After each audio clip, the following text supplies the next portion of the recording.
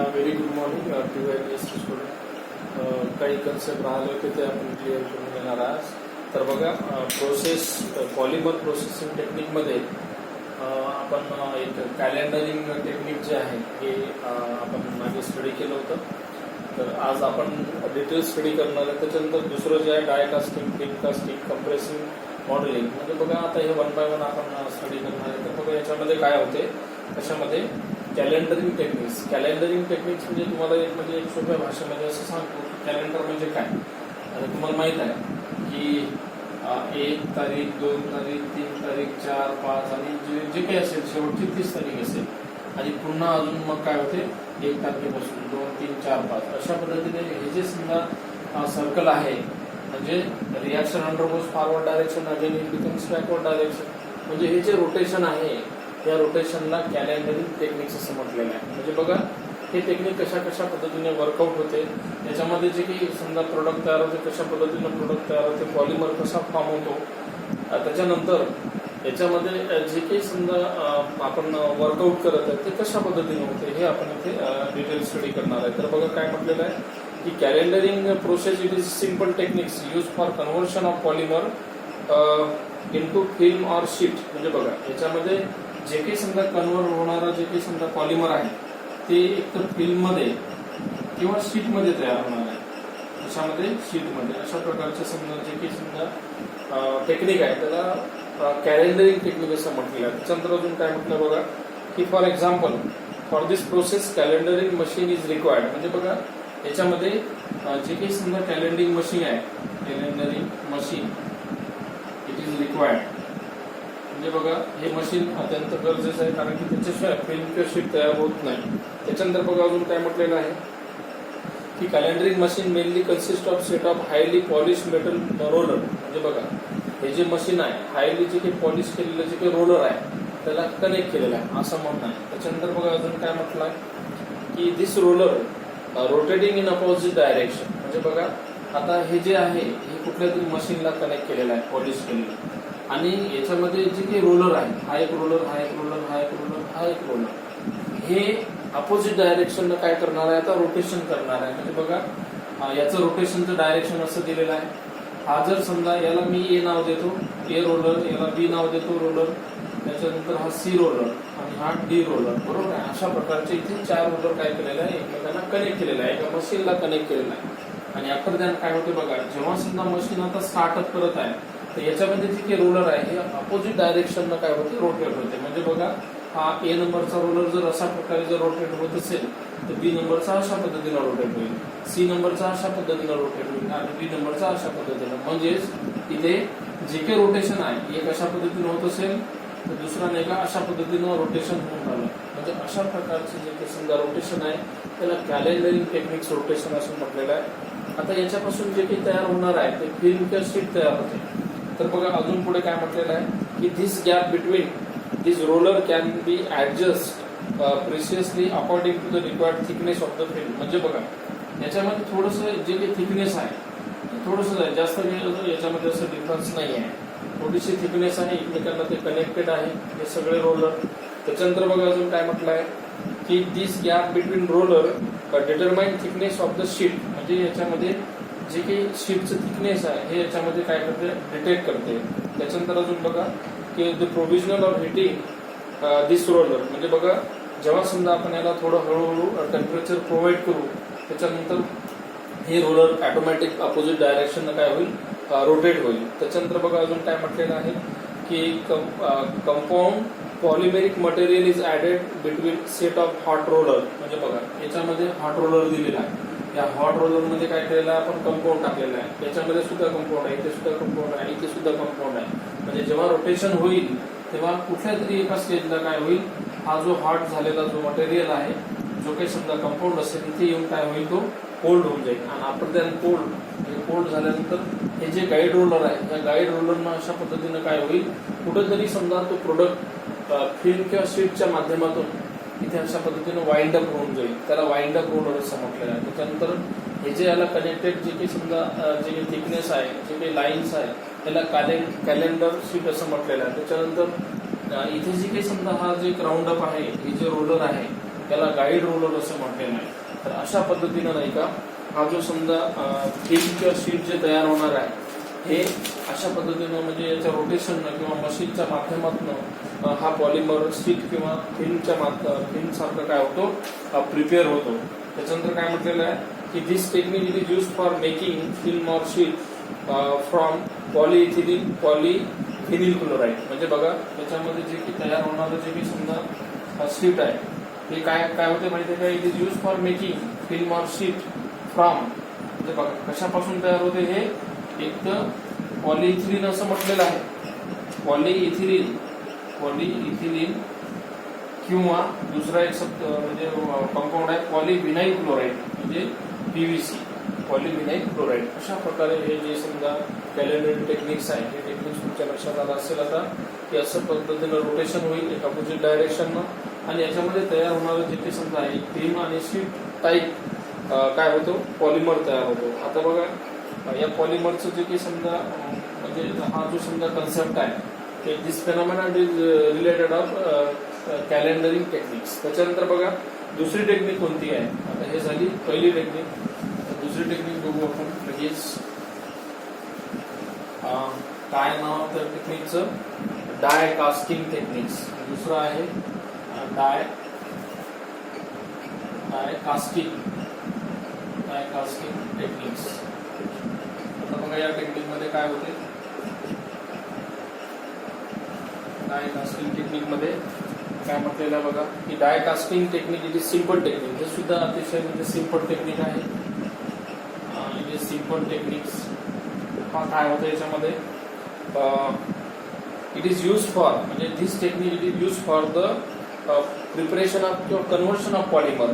Conversion of काय polymer into required shape by using time. म्हणजे बघा कन्व्हर्शन ऑफ पॉलिमर म्हणजे बघा ही टेक्निक कशासाठी काय की आपल्याला जसं समजा पॉलिमर पाहिजे रिक्वायर्ड इन डिफरंट शेप म्हणजे त्याचा शेप आपल्याला काय करता येईल चेंज, म्हणजे त्या ज्या शेपमध्ये आपल्याला पॉलिमर पाहिजे आहे त्या शेपमध्ये आपल्याला तो पॉलिमर इथे काय करता येईल प्रिपेअर करता येईल. त्याच्यानंतर बघा अजून काय म्हटलेलं आहे की it is low cost, it is काय लो कास्ट टेक्निक्स. म्हणजे ही टेक्निक जी आहे लो कास्ट टेक्निक म्हणजे याला खूप काही म्हणजे असं इकॉनॉमिकली काही म्हणजे खर्च करायची काही गरज नाही. अशा प्रकारे स्वस्त आणि मस्त अशा प्रकारची टेक्निक्स आहे. कशासाठी, for the preparation of polymer. काय प्रिपेअर करण्यासाठी, पॉलिमर प्रिपेअर करण्यासाठी. त्याच्यानंतर पॉलिमरला जो काही समजा तुम्ही आकार द्याल त्या पद्धतीनं, शेप द्याल त्या पद्धतीनं तुम्हाला तो पॉलिमर काय करता येईल प्रिपेअर करता येईल. त्याच्यानंतर काय म्हटलेलं बघा this it is use for making moulded articles. म्हणजे बघा काही काही जे पॉलिमर्स आहे त्याच्यापासून म्हणजे मोल्डेड आर्टिकल्स तयार केले जातात. जसं समजा हे सुद्धा एक पॉलिमरचं जे एक्झाम्पल आहे, हा पेन सुद्धा पॉलिमरचं एक्झाम्पल आहे. म्हणजे मोल्डेड जे काही समजा पॉलिमर आहे, moulded articles articles, tools and techniques असं कन्सिडर करू. डेली नीड मध्ये जे काही समजा आपण वापरणार जे काही समजा हँडओव्हर जे काही करू आपण, जे हँडलिंगला आपण पॉलिमर युज करू तर ते आर्टिकल जे आहे ते अशा प्रकारचे डाय कास्टिंग टेक्निकनं बनवलेले असेल किंवा it will be prepared on the basis of die casting techniques. त्याच्यानंतर बघा अजून याचं काय म्हणजे यूज आहे, it is solid object of desired shape, sheet, tubes, rod can be prepared by die casting technique. म्हणजे बघा याच्यापासून काय काय तयार होतो, कशापासून, डाय टेक्निक्स पासून. तर काय होते, शीट्स तयार होते. त्याच्यानंतर अजून काय ट्यूब्स तयार होते. त्याच्यानंतर अजून काय प्रिपेअर होते, रॉड्स तयार होते.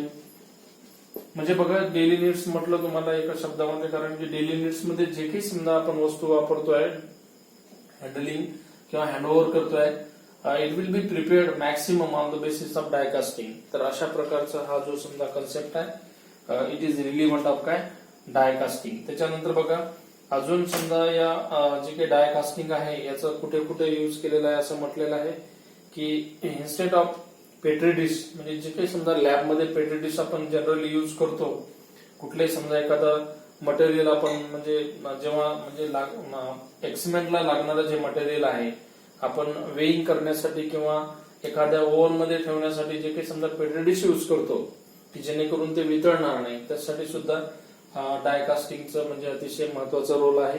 त्याच्यानंतर बघा शेवटचं जे काही समजा कन्सेप्ट आहे किंवा शेवटचं जे काही समजा शेवटचं म्हणजे तिसऱ्या नंबरचं जे काही समजा कन्सेप्ट आहे तो फिल्म कास्टिंग. तिसऱ्या नंबरचा आहे फिल्म कास्टिंग. हे सुद्धा एक टेक्निक आहे कशाची, पॉलिमरची. आता बघा याच्यामध्ये काय म्हटलेलं आहे की काय कशापासून हे तयार होते, त्याच्यानंतर याचं काय पर्पज आहे, what are the basic characteristic of film casting. Film casting it is technique use for making for film all polymers. म्हणजे बघा याच्यामध्ये सुद्धा काय तयार होतो, फिल्म तयार होते, त्याच्यानंतर पॉलिमर्स तयार होते. कशाच्या बेसिसवर, या टेक्निकच्या बेसिसवर. त्याच्यानंतर काय म्हटलेलं आहे बघा, it is very simple and low cost process. म्हणजे बघा ही सुद्धा जी टेक्निक आहे अतिशय म्हणजे सिंपल आहे. इट इज नॉट कॉम्प्लिकेटेड, काही कॉम्प्लिकेशन नाही याच्यामध्ये. त्याच्यानंतर बघा लो कास्ट म्हटलेलं आहे, याला काही जास्त खर्च येणार नाही. इट इज व्ही म्हणजे नॉन इकॉनॉमिकल ना, low casting, low caste techniques. त्याच्यानंतर बघा अजून काय म्हटलेलं आहे की a solution appropriate concentration is prepared by dissolving polymer it is suitable solvent. म्हणजे बघा एखादा जर समजा सॉल्व्हंट जर समजा तुम्हाला प्रिपेअर करायचं असेल किंवा हायली कॉन्सन्ट्रेटेड असेल तर ते सुद्धा तुम्हाला मेंटेन करता येईल on the basis of this film casting. त्याच्यानंतर बघा अजून काय म्हटलेलं, the solution is taken in funnel having control wall at the bottom. म्हणजे बघा याच्यामध्ये जे काही समजा आपण सोल्युशन आपण म्हणजे घेणार आहे, it is taken in funnel. कशामध्ये, फनेलमध्ये. तर त्याचं जे काही समजा वॉल्व आहे ऍट द बॉटम, त्या बॉटमला तुम्हाला काय करायचं आहे, जो काही समजा फिल्म कास्टिंग तिथे तुम्हाला काय करायचं आहे, कनेक्ट करायचं आहे. कशासाठी, for filtration of any solution. The solution is allowed to fall on highly polish metallic काय म्हणू आपण त्याला, बेल्ट. म्हणजे बघा जे काही समजा मॅक्सिमम मेटल्स आहे त्याच्यावर करोजन नाही आलं पाहिजे, याच्यासाठी सुद्धा फिल्म कास्टिंगचं म्हणजे अतिशय महत्वाचा रोल आहे. कारण की करोजन जर समजा येत असेल तर ती जी वस्तू आहे ती जास्त ड्युरेबल राहणार नाही. की when we have to coating on the basis of film in any material or metals, at that situation we have to utilize that metals in durable.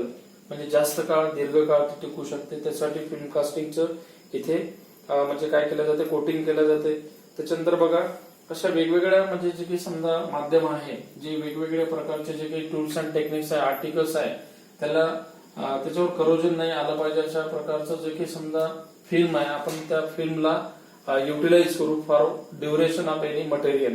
ते मटेरियल काय जास्ती काळ टिकलं पाहिजे. याच्यासाठी जे काही समजा फिल्म कास्टिंग आहे हे अतिशय महत्वाचं आहे. त्याच्यानंतर शेवटचं जे काही समजा कन्सेप्ट आहे त्याचं नाव आहे कम्प्रेशन मोल्डिंग.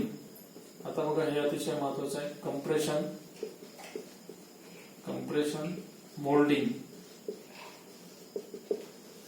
आता बघा कम्प्रेशन म्हणजे काय नेमकं, आता तुम्हाला एक एक्झाम्पल सांगतो की कम्प्रेशन म्हणजे नेमकं काय. एखादी समजा जर वस्तू असेल, समजा एक एक्झाम्पल आता आपण जनरली नेटवर्कच्या माध्यमातून नेटच्या माध्यमातून एक एक्झाम्पल देतो. एखादा डाटा जर समजा 4 GB चा असेल तर आपल्याला तो डाटा जो आहे तो आपल्याला कम्प्रेस करून समजा आपल्याकडे कॅपॅसिटी जर समजा 3 समजा जीबीची असेल किंवा 3.5 GB असेल तर आपण जे काही समजा राहिलेला जो काही समजा डाटा आहे त्याला कम्प्रेस करून आपण त्याला फीडअप करू शकतो. म्हणजे इथे पॉलिमरचं एक्झाम्पल आहे. आता पॉलिमर मध्ये बघा काय होते की कम्प्रेशन हा एक वर्ड आलेला आहे. म्हणजे मोल्डिंग, एखादा मटेरियल असेल, एखादा आर्टिकल असेल, आपण त्याला मोल्ड करून नाही का त्याचा जे काही साईज आहे किंवा शेप आहे हे आपण चेंज करू शकतो ऑन द बेसिस ऑफ काय म्हणू आपण स्ट्रेस. म्हणजे एखादी पॉलिमरची जर वस्तू असेल तर आपण त्याला काय स्ट्रेस देऊन त्याचं जे काही साईज आहे, शेप आहे, लेंथ आहे हे आपण काय करू शकतो, कमी करू शकतो ऑन द बेसिस ऑफ काय कम्प्रेशन मोल्डिंग. तर काय म्हटलेलं आहे बघा, compression moulding it is technique use for making moulded articles from thermosetting plus polymers. आता बघा थर्मोसेटिंग पॉलिमर आपण याच्या आधी स्टडी केलेला आहे. थर्मोसेटिंग म्हणजे याला काय म्हणू आपण, थर्मोसेटिंग पॉलिमर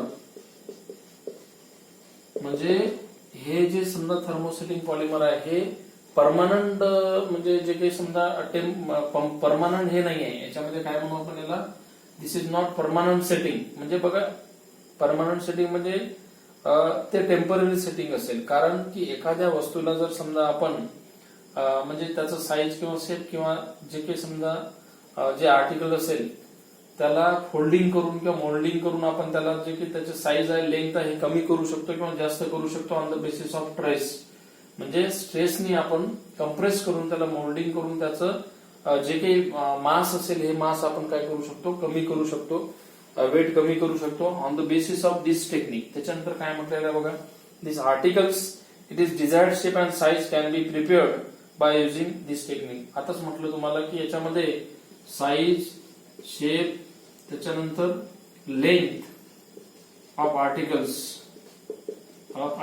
म्हणजे कुठल्याही समजा आर्टिकलचं आपल्याला इथे काय साईज, शेप अँड लेंथ काय करता येईल, कम्प्रेस करून कमी किंवा जास्त करता येईल on the basis of this techniques. त्याच्यानंतर बघा अजून काय म्हटलेलं आहे की this techniques it is specific gap between lower and upper half which shape is moulded articles. म्हणजे तोच कॉन्सेप्ट आहे. याच्यामध्ये सुद्धा वेगवेगळ्या प्रकारचे जे काही आर्टिकल्स आहे, आता जे आर्टिकल्स आहेत ते सुद्धा जवळपास पॉलिमरचेच बनलेले असतील.